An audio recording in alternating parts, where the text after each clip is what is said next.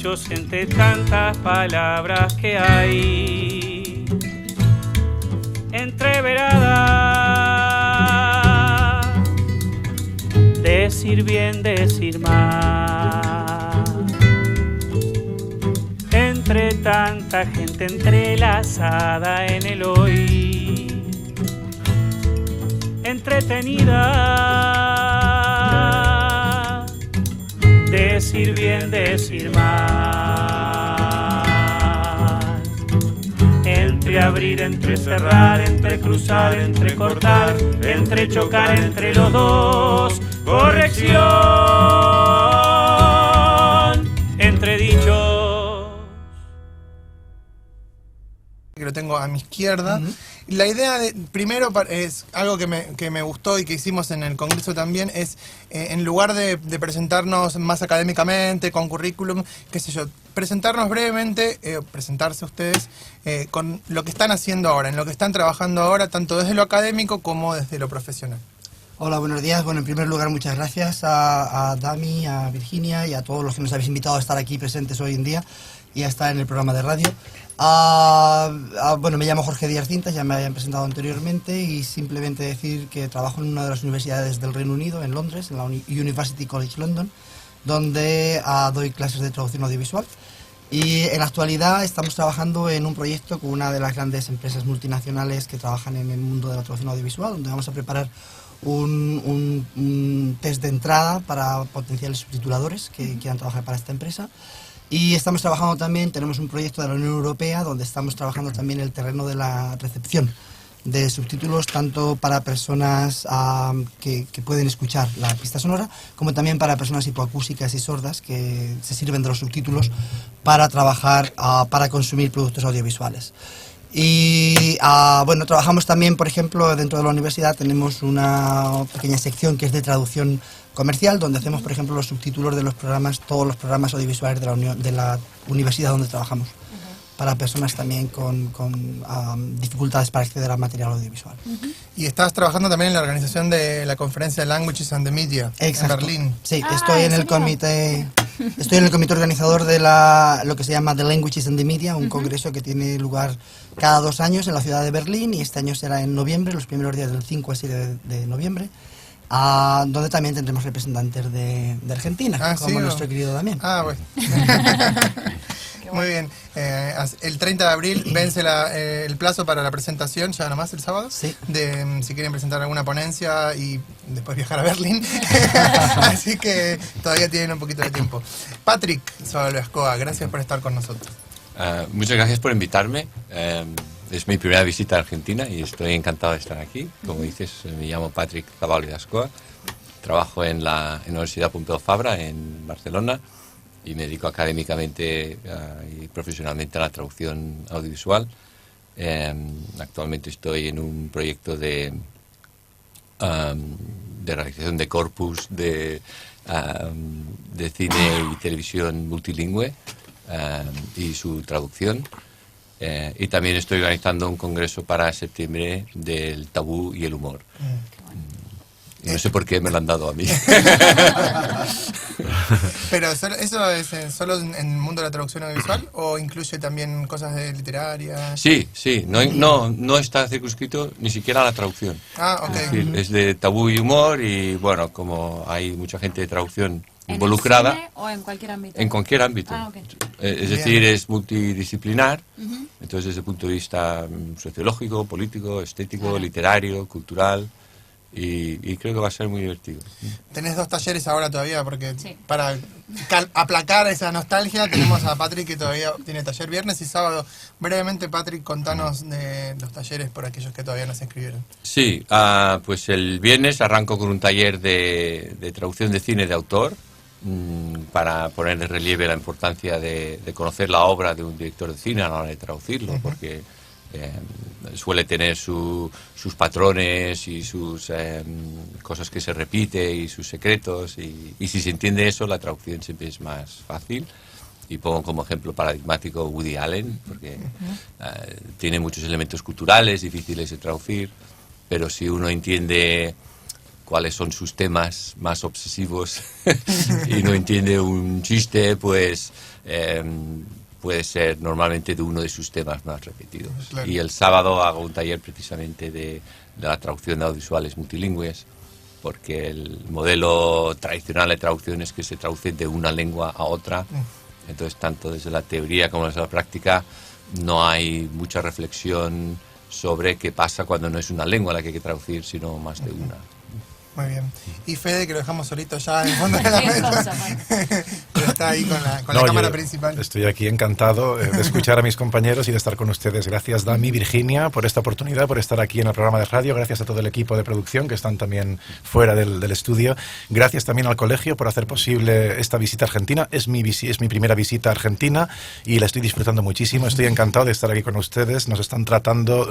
Es imposible mejor, es imposible recibir un trato mejor y la verdad es que... Salvo Jorge, que se está quejando un poco de que lo exprimimos mucho. Pero bueno. No.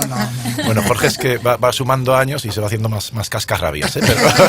No, más maduro.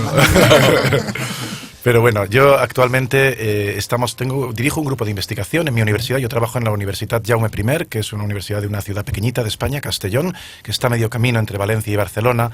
Y dirijo un grupo de investigación en el que somos 10 personas. Nos llamamos Grupo Trama, por traducción y medios audiovisuales. Es el acrónimo que nos hemos dado. Y ahora mismo lo que estamos haciendo, lo que acabamos de hacer, es hacer un barrido por toda España para ver cuáles son las convenciones profesionales del doblaje y de la subtitulación, de la traducción para doblaje y la traducción para subtitulación en todas las provincias españolas, ¿no? Con todos estos datos hemos realizado una serie de encuestas a las agencias, a los profesionales también, tanto a traductores como a empresarios. Es decir, hemos buscado ambos agentes, ¿no? Y con eso estamos armando un libro que saldrá a la luz, el de doblaje, probablemente el mes que viene, probablemente en un par de semanas. Solo nos falta decidir la portada. Todo el resto está ya absolutamente cerrado. Y el de subtitulación nos tardará un poquito más todavía, porque quizá la encuesta que hemos pasado de subtitulación la hemos hecho demasiado larga. Queríamos saber tanto desde cuándo se utilizan los suspensivos, la cursiva, la mayúscula, el color, el paréntesis, los corchetes, es decir, si hay alguien que lo utilice, ¿no? Entonces hemos hecho una encuesta tan exhaustiva que nos está costando más recoger datos, pero cuando lo tengamos tendremos una radiografía de cómo se realiza, qué formato tiene la traducción para doblaje, qué formato tiene la traducción para subtitulación y por tanto cuáles son las convenciones que los futuros egresados tendrán que aprender para dirigirse a sus clientes. Claro, está bueno para los chicos que están estudiando, para poder entender un poco más, ¿no? Cómo funciona el trabajo. Bien. Muy bien, hechas las presentaciones, vamos a escuchar un poquito de música ahora y en el próximo bloque ya empezamos a hablar sobre algunas de las cuestiones que presentamos.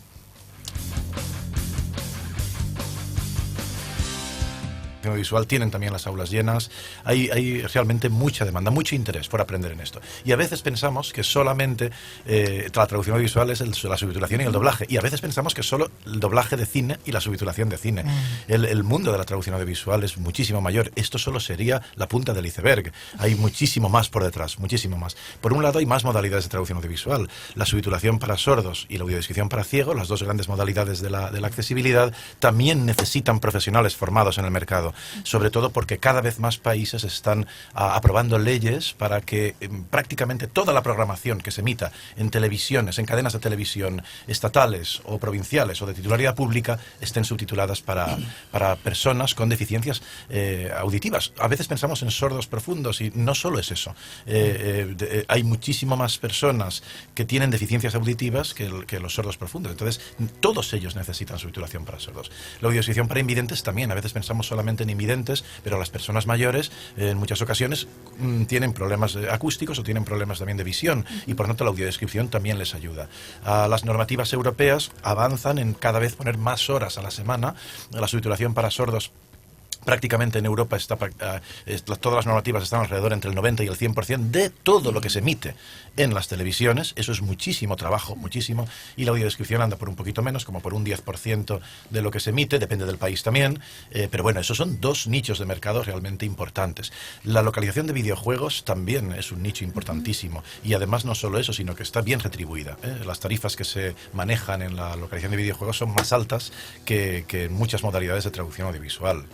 Pero aparte de todo esto, tenemos además subtitulación en directo, tenemos sobretitulado de ópera y teatro. Aparte de todas las modalidades de traducción audiovisual, están los propios productos audiovisuales. A veces pensamos que solamente tenemos que doblar y subtitular cine o subtitular para sordos, pero hay muchísimo más allá. No solamente las series de televisión, no solamente los dibujos animados, no solamente los documentales, sino, por ejemplo, todo el mundo de los vídeos corporativos, o todo el mundo de los tutoriales, que constantemente están en Internet traducidos con voiceover, con subtitulación o incluso con doblaje. Por tanto, hay un campo tremendo. No hacemos más que crecer. Cada vez hay más productos audiovisuales, sobre todo ahora con Internet. Tenemos ahora el vídeo bajo demanda. Esto de nuevo ha significado un incremento notable en la contratación de servicios de traducción audiovisual por parte de los profesionales, ¿no? Todas estas cadenas que emiten por Internet obviamente necesitan subtitulación, necesitan doblaje y necesitan voiceover, sobre todo. Cada vez hay más cosas por video. De hecho, acá en Buenos Aires, para renovar el registro de conducir, hay un video para, en vez de presenciar una clase, hay que ver un video de 40 minutos, por ejemplo. Ya ahora casi todo se hace por video, muchas cosas han reemplazado. Y muchos aparatos y cosas, en vez de venir con un libro de instrucciones, vienen con un vídeo. Claro. Jorge, contaba el otro día Juan José Martínez Sierra, que bueno, es otro de los invitados en audiovisual que tuvimos, que España estaba con respecto al tema de la accesibilidad puntualmente a años luz de Londres, de Inglaterra, con respecto no al estudio y al trabajo, sino a la accesibilidad en sí en las salas de cine y demás. ¿Por qué no nos contás? Porque también, si en España está a años luz, acá estamos a años, bueno, no sé, indescriptibles, años luz LED. Así que contanos un poquito cómo está funcionando ese mecanismo de accesibilidad en Londres. Bueno, en Londres y en el Reino Unido, en general. Sí. Bueno, la ventaja del Reino Unido es que hablan inglés. Y evidentemente mucha de la programación que viene en inglés no es necesario traducir, con lo cual ellos invierten mucho más y ponen mucho más esfuerzo en traducir para el sector o para la audiencia con discapacidad tanto visual como acústica y de sordera. Entonces llevan ya muchos años invirtiendo dinero. La BBC es una de las compañías de televisión que más ha apostado por tener todo subtitulado y hasta un 20%, un 30% audio descrito, y son ya muchos años de rodaje. Fueron los pioneros en Europa y han ido evolucionando constantemente a lo largo de los años. Entonces, en ese sentido sí que es cierto que es quizás la cuna de la accesibilidad en el continente europeo. La televisión, como ya he comentado, la BBC siempre ha sido la cadena líder, pero cada vez más se ha trabajado también los grupos, lobbies de asociaciones, fundamentalmente de personas con discapacidad auditiva. Han trabajado muy fuerte y han luchado muchos años para conseguir que no solamente sea la televisión la que ofrece este tipo de servicio, sino que también el cine y también los teatros, los museos, la ópera. Y constantemente en cualquier tipo de entorno encontramos que el subtitulado para sordos es prácticamente omnipresente, y cada vez más la audiodescripción. Pero curiosamente anoche, que venía también una colega de Lima, anoche que habíamos quedado para cenar y al final ella no vino porque había ido al teatro aquí a ver una proyección con audiodescripción para ciegos. Y le interesaba tanto porque en Perú parece ser que no se hace, entonces le interesaba mucho ver cómo se hace aquí también en Argentina y cómo se están ya movilizando en el terreno de la accesibilidad más allá de la televisión y más allá de Internet en eventos en vivo y otro tipo de actividades. Entonces, en ese sentido sí que cada vez hay un mayor interés tanto por la audiencia, tanto por los espectadores, como también por las compañías que producen y que ofrecen este tipo de servicios. Patrick, ¿querés contarnos, para alguien que se quiere meter en el mundo audiovisual, qué le recomendás estudiar? ¿Cómo se puede ir acercando? Bueno, yo creo que obviamente tiene que haber una primera etapa de una formación general. Y al hilo de lo que han comentado mis amigos y compañeros que han presidido la palabra, creo que es interesante formarse en traducción audiovisual, no solo si vas a ser traductor audiovisual, sino como vimos un mundo cada vez más multimodal y audiovisual, igualmente, incluso para otros tipos de encargos de traducción, capacita para una capacidad de síntesis de distintos tipos de interpretación textual, que creo que aunque luego uno haga traducción literaria o interpretación o otras cosas, esa sensibilidad, esa antena de cómo se combina lo verbal, lo no verbal, elementos paralingüísticos y estas cosas, creo que va muy bien. Entonces yo recomendaría primero, una visión de varias modalidades, una panorámica, para que luego uno se encaje en aquello que le interesa, y luego, obviamente, si uno pues decide por esto, también un poquito generalista dentro de lo audiovisual, tocar un poquito todas las teclas que ha mencionado Frederic, también para ir... pero claro, la traducción como profesión, pues uno cuando empieza normalmente no puede elegir, yo solo quiero hacer científica y nada más, uno hace lo que le cae, y es con los años que uno se va especializando, ¿no? Y entonces yo creo que uno tiene que ir creando su potencialidad, y luego la vida le lleva a cada uno, ¿verdad? A especializarse, a lo mejor no en lo que tenía previsto. Pero sí que es verdad que como hemos dicho, como hay videos y audiovisuales en traducción especializada, científica o en ingeniería o donde sea, está claro que, como ya han dicho mis compañeros, no está circunscrito al cine y a la ficción y estas cosas. Entonces yo creo que hay que tocar un poquito de todo, sobre todo en la formación. ¿Cómo se logra? Porque también yo lo que veo es que hay un desconocimiento, ¿no?, con respecto a todas estas ramas de las cuales ustedes hablan. Por parte de la sociedad, bueno, está bien, eso se entiende, pero parte de los estudiantes de no poder conocer, ¿cómo se zanja eso? Claro, bueno, yo creo que también al hilo de lo que menciona Patrick, es muy importante formarse con formación reglada, es decir, que sean másteres universitarios o maestrías, como dicen ustedes acá, o que sean licenciaturas que tengan dentro una especialización de traducción audiovisual, o que sean cursos que ofrezca una entidad pública, una entidad corporativa, en fin, algo que no sea cualquier cosa, ¿no? Eso por un lado. Por otro lado, normalmente los estudiantes buscan en Google y lo que hacen es buscar maestría o máster en traducción audiovisual, o lo buscan en inglés, y a partir de ahí empiezan a ver qué ofrece y quién ofrece qué. También es cierto que recibimos muchísimos emails preguntándonos, preguntas delicadas, como por ejemplo, ¿cuál es mejor, este máster o el otro máster, ¿no? O quién, y es delicado a veces, pues si puedes contestar de manera privada, pues bien, contestas. De manera pública es difícil decir cuál es mejor, pero en cualquier caso, mi recomendación serían que buscaran en internet maestrías de traducción audiovisual, porque son las especializadas, y que siempre sea de alguna entidad oficial o pública, una universidad, o acá que tienen la suerte de tener un colegio de traductores. Formación que ofrezcan este tipo de entidades, ¿no? Que no sea un curso de cualquier academia privada, que no sabemos realmente qué nos están dando, ¿no? Qué nos están ofreciendo. ¿Hay posibilidad para los traductores en Argentina y obviamente en toda América Latina de formarse a distancia en traducción audiovisual? Sí, ahora mismo en España hay un par de másteres online, en Italia también. Tanto España como Italia ofrecen másteres online que se pueden cursar desde cualquier punto del mundo. En España los dos más conocidos son el de la Universidad Autónoma de Barcelona y el de la Universidad de Cádiz, ISTRAD, que está mezclado, ¿no? El más traduvisual. Más traduvisual. Esos son los dos en España que ofrecen... Son buenos para poner nombre. Sí, más traduvisual. En Italia, por ejemplo, el de Parma es un buen máster online en traducción audiovisual, ¿no? Esto permite cursarlo desde cualquier punto del mundo, formarse, y luego piensen también que el mercado es global, o sea que lo que quiero decir con esto es que no es necesario acudir a un sitio físico para trabajar en ese sitio físico, sino que luego, como ocurre con toda la traducción, desde cualquier lugar del mundo, por más chico que sea el pueblecito, se puede trabar para cualquier cliente. Y a Londres hay que ir, lamentablemente hay que ir allá para estudiar. Lamentablemente por el clima, efectivamente. Por otras cosas no. ¿Todavía no están pensando en algo así a distancia para América Latina? Es complicado en el Reino Unido establecer ese tipo de programas, sencillamente porque tenemos un mercado muy amplio.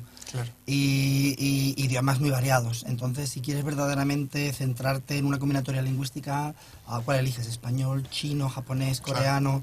Hacia dónde vas, ¿no? Y luego también por una cuestión financiera, ¿no? De que las tasas académicas son más altas si uno reside en el país. Entonces a las universidades les conviene o prefieren mantenerse en el país en lugar de hacerlo solamente online. Lo que sí que encontramos cada vez más son asignaturas, módulos sueltos, que no necesariamente te conducen a un máster en su globalidad, pero que sí que te permiten entrar en ciertos ámbitos que a lo mejor no has tocado cuando hiciste un máster anterior. Nosotros encontramos mucho a gente, bueno, pues que hicieron un máster o hicieron una carrera hace 10, 15 años, ¿no?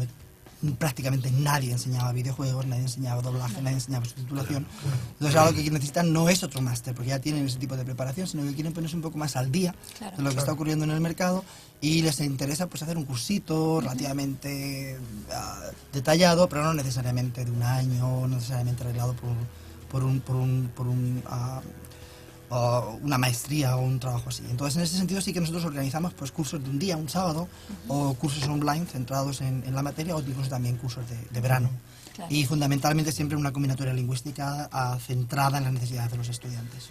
Que son muy buenos. Yo estuve ahí tomando una conversación con Fede hace 2 años. Las salas son hermosas, es hermoso estudiar en Inglaterra, así que bueno, vayan para allá. Sí. Yo me voy ya mañana. Si quieren venirse conmigo. Si quieren subirse al avión con Jorge. Bueno, vamos a un pequeño cortecito y ya volvemos. Entredichos.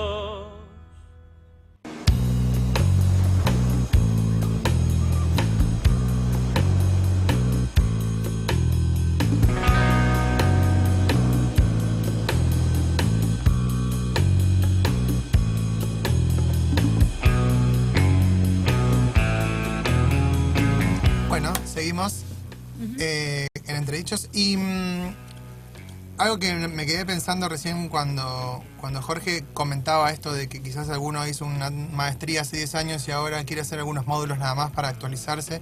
Ustedes son los 3 docentes y también tienen al cargo áreas de investigación y equipos de investigación, pero ¿cómo hacer para estar a la vanguardia siempre? Porque, o sea, son en español por lo menos los referentes más grandes que hay en traducción audiovisual en todo el mundo, y me imagino que todo el mundo debe recurrir o querer recurrir a ustedes para decir, pero ahora está esto nuevo que salió, ¿y cómo hacer para estar a la vanguardia todo el tiempo? Y para poder formar, a aquellos que necesitan del otro lado del charco, por ejemplo, formar también a la gente y quieren enterarse de todas estas cosas, ¿no? Bueno, si empiezo yo. ¿Fede? Eres muy amable con las palabras que nos dedicas. En cualquier caso, no es para tanto. No es para tanto. Sí. En cualquier caso, yo creo que hay un par de cositas o de cuestiones que pueden ayudar. Es muy complicado estar al día. Nosotros no estamos en la industria, no trabajamos dentro de una empresa, de una agencia de traducción, y por tanto trabajamos en la universidad. Ese es nuestro oficio y por tanto no es sencillo. Ahora bien, sí que desde la universidad se pueden hacer cosas para estar bastante al día. Una de ellas, a mi modo de ver, es las prácticas en empresa.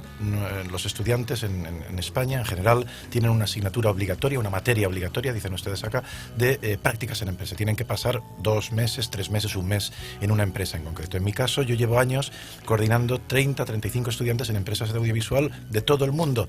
Los mercados se concentran en Gran Bretaña, Londres, Los Ángeles, en audiovisual, me refiero a Berlín, Madrid, Barcelona, hay concentración, ¿no? Pero en cualquier caso eso a mí me ayuda muchísimo a contactar con las empresas, enviar a los estudiantes, y las empresas me dicen qué tipo de tareas desean que los estudiantes les hagan, y eso me hace o me ayuda a estar al día, para ver que ahora lo que quieren es esto, ahora lo que quieren es una novedad que hasta ahora no existía, que es la que sea, lo que fuere, ¿no? ¿Y ustedes van a investigan eso? Bueno, también, si puedo decir, sí. Está claro que detrás nuestro, al lado, hombro con hombro, tenemos colaboradores y equipos y gente más joven. Ustedes son muy jóvenes los 3. Fede no. Tenemos compañeros que hacen tesis doctorales sobre la empresa. Tenemos profesores de maestría que trabajan en el mundo empresarial. Entonces, claro. Al menos en mi caso, lo que yo no sé, sí que conozco compañeros a los que preguntas que me hagan las puedo derivar a personas más conocedoras de temas específicos o de la vanguardia. ¿No? Claro, pero digo, me refería también específicamente a ofrecerles, porque si en las universidades que ustedes están, o en las universidades que ustedes tienen contacto y que también están dentro del mundo audiovisual, no ofrecen la capacitación, ya sea a nivel maestría o aunque sea a nivel curso, sobre todas estas áreas nuevas, ¿dónde se forman? No, claro. Sí que obliga los traductores y los formadores, ¿no? Las dos cosas. Sí que obliga a actualizar los planes de estudios y la oferta claro. Constantemente. O sea, una oferta docente pues tiene un ciclo cada vez más corto, me parece a mí al menos. O sea, que antes tenías un plan de estudios que podías ofrecer que te duraba mucho tiempo y yo creo que esos tiempos se van acortando. Eso sí que es verdad. Lo que tienes que ser también muy ágil en la forma en que te reinventas en lo que vas a enseñar. Claro. Yo quizás querría añadir aquí un poquito de cómo nosotros mismos también nos tenemos que reciclar y poner al día. Y ya comentaste, Damián, hace un poquito todo el Congreso de Berlín, ¿no? El Congreso de Berlín tiene la virtud de que es un centro de reunión de no solamente académicos, sino también de la industria, tanto los que ofrecen servicios de traducción, traductores, freelance, como también las empresas que requieren ese tipo de servicios, multinacionales, televisiones, etcétera, etcétera. Entonces sí que te permite establecer ese tipo de diálogo, de saber qué es lo que necesitan, qué es lo que no necesitan. Y nosotros también trabajamos mucho, tengo la suerte de residir en Londres, que es uno de los centros, como comentaba mi colega Federic, uno de los centros neurálgicos de la traducción audiovisual. Y uno de los aspectos que ellos más requieren es el tiempo.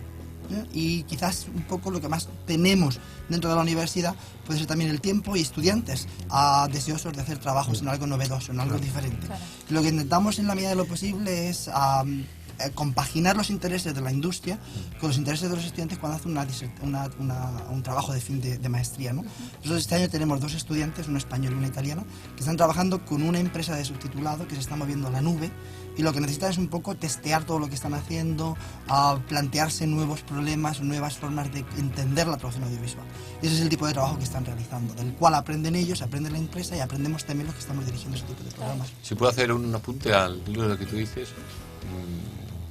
yo que siempre doy anécdotas ya cada vez más antiguas. Sí, aquí dicen que el viejo soy yo, pero... Gracias, Federic. En la traducción escrita siempre hubo un cierto recelo entre teóricos y prácticos de la traducción. Los prácticos no veían la utilidad de la teoría y los teóricos se quejaban de que los traductores traducían muy mal, y esa era la dinámica. Yo creo que sí que unas cosas... Sí, hay un poco de eso. Hay un poquito de eso. Pero creo que donde hay menos eso y donde hay más confianza entre unos y otros, especialmente en traducción audiovisual. Creo que el respeto mutuo que hay de los que hacemos investigación en traducción audiovisual hacia los profesionales y mutuamente, y no sé si conocéis a TRAE, que no es un colegio como el vuestro ni mucho menos, pero ya querríamos.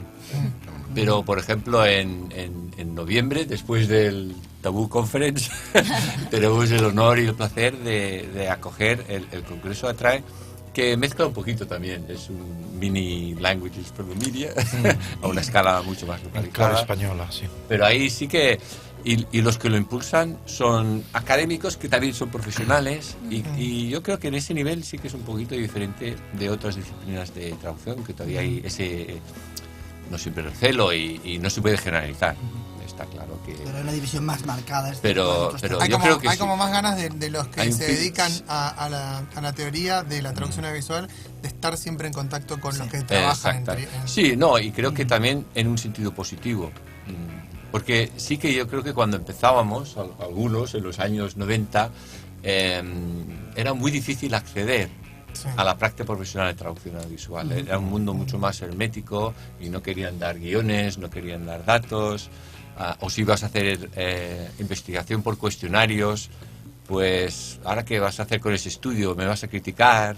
Y sí, realmente había ese tipo de... ese recelo. Eso ha cambiado, ¿no? Ha cambiado, sí.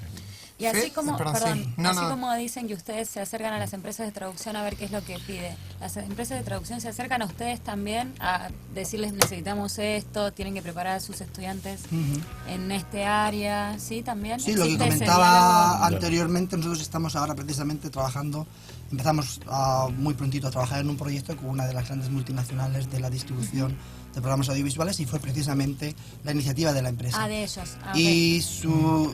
sé que hay un interés también en este diálogo constante. Sí, nos encontramos en un mercado muy fluido, y es verdaderamente un mercado, el de la traducción audiovisual. Y un mercado que está constantemente cambiando, no solamente para los que enseñamos, sino también para la industria.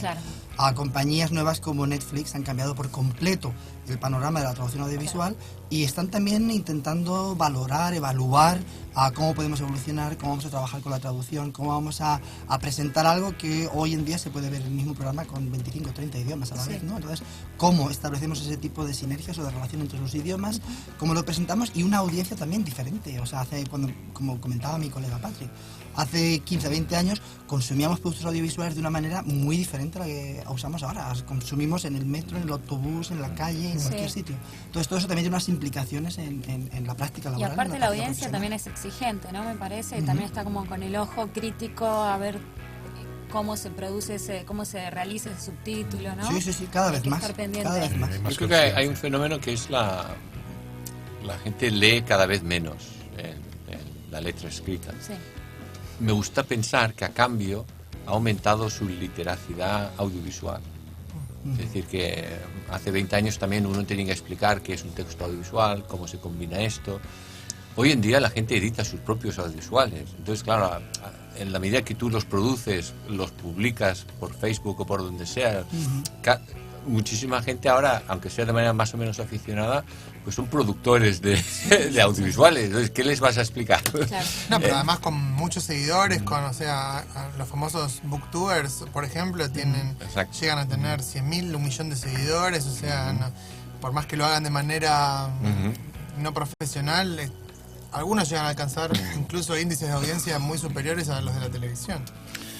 En nuestro caso, si puedo hacer un apunte, uno de los encargos últimos que hemos tenido en la universidad, no como profesionales traductores, fue una cadena de televisión autonómica, acá dirían provincial ustedes, que se planteó subtitular dibujos animados para niños. Los dibujos animados se doblan en todo el mundo para los niños pequeñitos porque no pueden leer, no pueden seguir los subtítulos.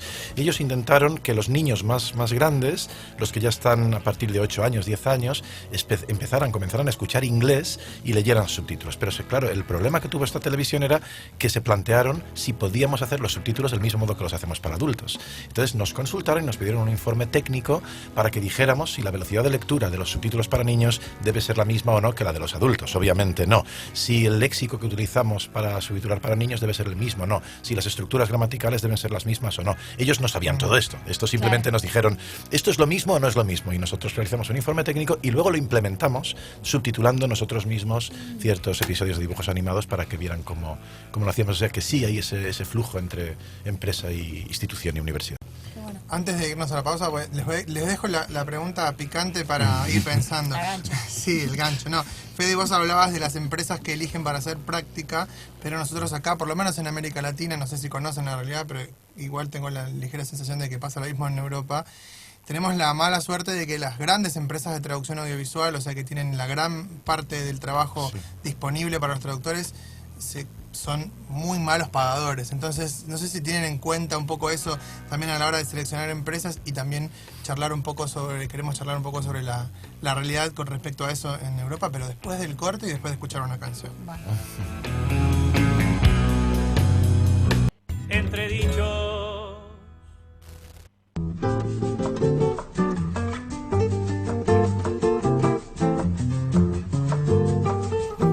Bueno, escuchábamos a David Byrne con Hanging Upside Down y antes que me olvidé de contarles, en la primera canción escuchamos a Marqueta y Clova y Glenn Hansard con Hermosa. If You Want Me, de la banda de sonido del musical, de la película independiente Once, posteriormente musical. No sé quién eligió, pero una sensibilidad exquisita. ¿Eh? Bueno, a ver, vamos con el bloque picante. Fede, hablaste de que ustedes seleccionan empresas para las prácticas de sus estudiantes en diferentes partes del mundo.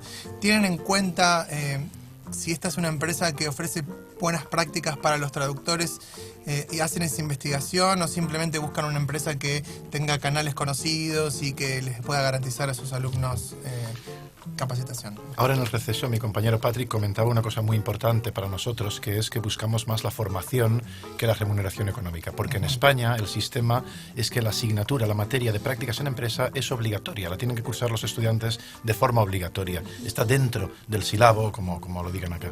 Y claro, eso hace que no podamos exigir a las empresas que remuneren a nuestros estudiantes, porque de algún modo les estamos pidiendo el favor de que los admitan, porque de otro modo no pueden concluir sus estudios. Claro. Entonces, claro, ahora esto tiene un límite, claro.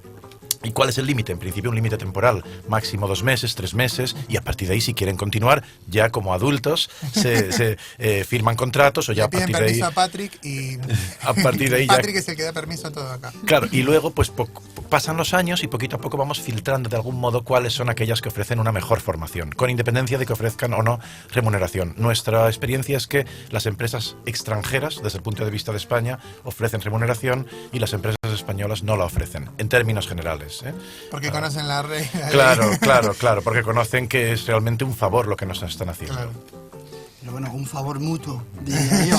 Sí. Claro. No, nosotros, bueno, ya lo ha dicho Frederic, ¿no? Es parte de su formación, entendemos. Y entonces algunas empresas pagan, otras no. Y luego hay un contexto general en España, que el fenómeno social de el becario. Y entonces, claro, hay una cierta explotación. Parece que hoy en día, para meterse en el mundo laboral, en muchos sectores, hay que pasar no sé cuántos años trabajando gratis o poniendo dinero. Entonces, la traducción yo creo que ahí se tiene que ver dentro de un contexto, no sé si de crisis o de cambio laboral y social, que afecta a muchísimos sectores. Entonces, en España ha habido una explosión de maestrías en todas las disciplinas, casi todas ofrecen prácticas, entonces se ha institucionalizado el tener que trabajar gratis de formación. Entonces, no es algo específico, es dentro de un contexto, entonces para qué. Pero al mismo tiempo hay que decir que aquello que decíamos de que nos beneficiamos de que parte del profesorado está en el mundo empresarial, los estudiantes que son buenos, las empresas se fijan en ellos y luego se van a un cuartito entre ellos y se lo quedan perfectamente. Y yo creo que es de beneficio mutuo, que decir que nosotros no, ahí no. En Londres, El Reino Unido en ese sentido está quizás un poco cambiando el paradigma del tipo de prácticas laborales, sencillamente porque entrábamos en una dinámica bastante negativa que favorecía fundamentalmente a la gente acaudalada, con dinero, que se podían permitir residir en una ciudad como Londres durante 6 meses sin recibir ningún tipo de pago. Claro. A menos que tus padres o tus papás o tus familiares te permitan mantenerte, quién paga el alquiler, quién paga el transporte, etcétera, etcétera. Entonces, no ya solamente en el terreno de la traducción, por ejemplo, el terreno de la moda es un terreno también muy competitivo, donde pues igual mucha gente quiere entrar y es difícil abrirse camino en ese terreno. Entonces, desde hace ya unos años llevamos muchas universidades, por cuestiones éticas, solamente permiten anunciar prácticas laborales si son remuneradas de algún modo, ¿no? Y generalmente, sobre todo en las maestrías, no son obligatorias. Claro, por eso. Sencillamente porque las maestrías son solamente de un año, no hay tiempo y no se pueden enclavar de ninguna de las maneras. Vamos con el último tema del programa de hoy. El tema de las tarifas, ¿sí? Puntualmente. ¿Qué tenemos en el mercado? ¿A qué podemos acceder en el mercado? ¿Qué tipos de clientes tenemos en el mercado hoy? ¿Y cómo pagan o cuánto deberían pagar? Porque también muchas veces, como pasa con las empresas de traducción en general de otros ámbitos, las empresas grandes sobre todo tienen un gran poder de convencimiento hacia los traductores de que no, es esto y esto es lo que puedo pagar, y después al no haber determinada información a nivel académico, los estudiantes no terminan sabiendo muy bien cuánto es una buena tarifa en el Reino Unido, en España, en Argentina. Entonces, bueno, ¿qué nos pueden aportar desde ese lado? Yo creo que hay un elemento importante de regateo. Es decir, hay unas supuestas tarifas, pero ellos se aprovechan de gente o que no lo sabe o que está dispuesto a trabajar por poco, pero hay la posibilidad, yo creo, de apretarles. Y si trabajar por poco porque a todos tienen la ilusión de trabajar en exactamente, audiovisual, ¿no? Pero si uno ya tiene un cierto nombre o la confianza del que encarga el trabajo, le puede apretar más.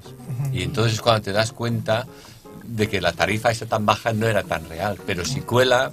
Entonces, no sé, Yo creo que hay un mercado bastante diferenciado. Tenemos un mercado liderado por muchas multinacionales de la traducción audiovisual que se han centrado exclusivamente en traducción audiovisual y que tienen un poder de maniobra muy grande, con el cual la negociación quizás no sea tan factible o tan posible porque sencillamente copan el mercado en ciertos terrenos.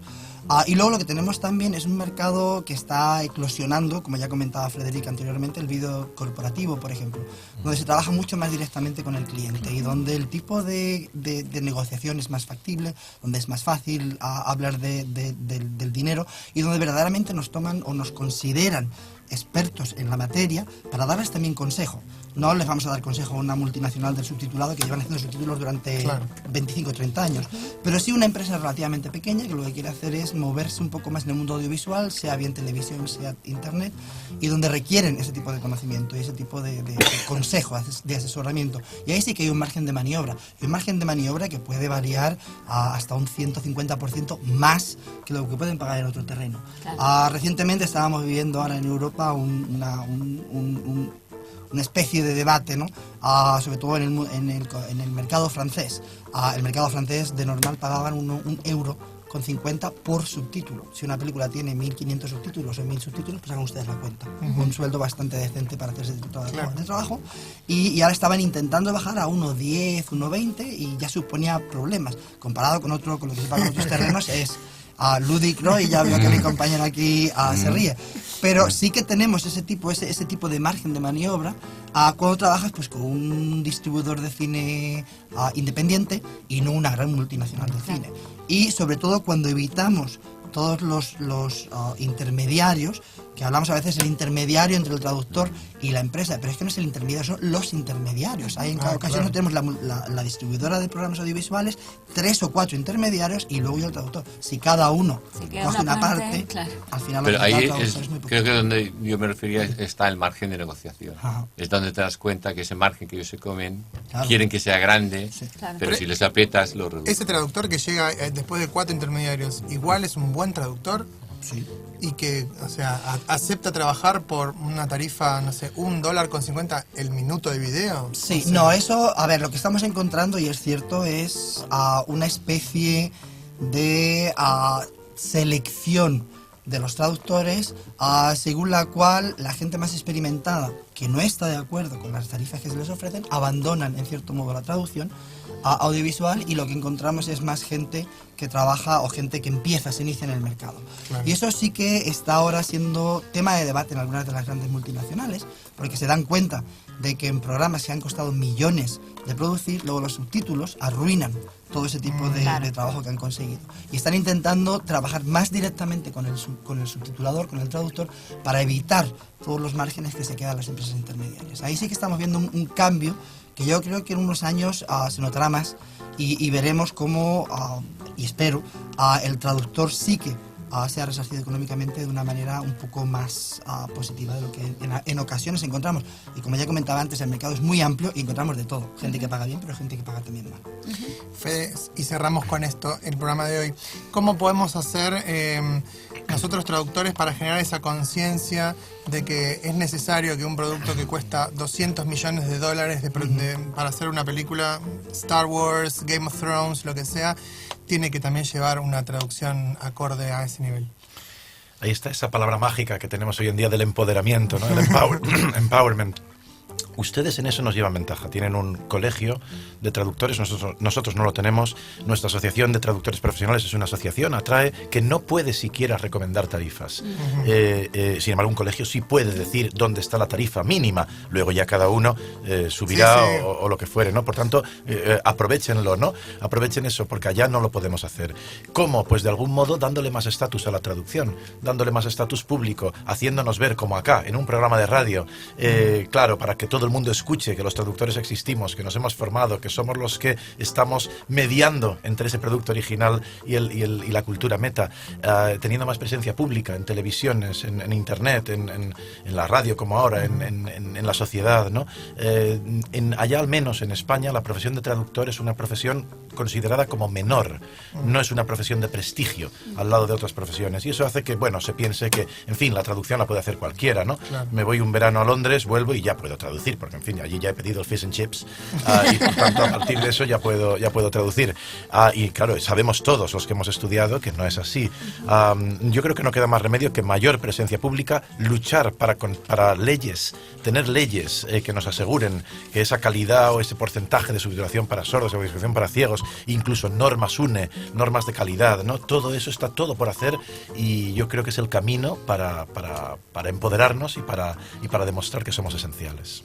Ha sido un placer enorme que no podremos repetir con frecuencia porque se nos van, pero bueno, volveremos.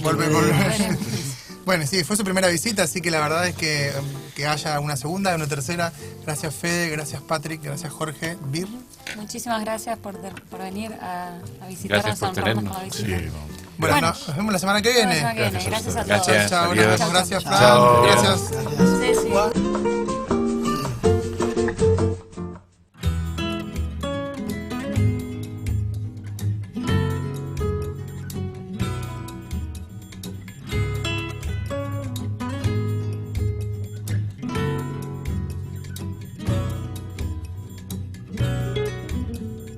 Entre dichos, entre tantas palabras que hay,